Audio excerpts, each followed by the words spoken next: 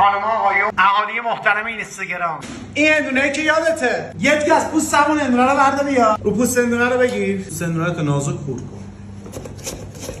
4 تا دونه فیلم دارم از 100,000 تومان. دارم خیلی نازک خورد میکنه تا بره به گاز. یه آیتم جذاب و خوشمزه میخوام برات بزنم نگم برات. 2 تا قاشق روغن کنجد، یه دونه سیر خورد شده، یه قدم زنجبیل رنده شده زیر 10 ثانیه، یه قدم سویا سس بریز روش، فیله مرغ خورد شده، یه قاشق استاد سبزیجات، پوست اندونه خورد شده.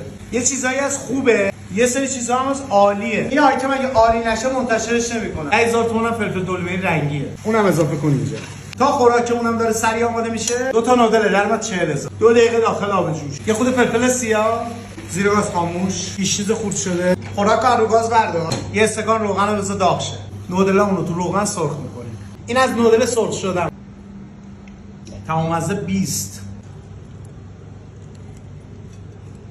اینم از کنجدش.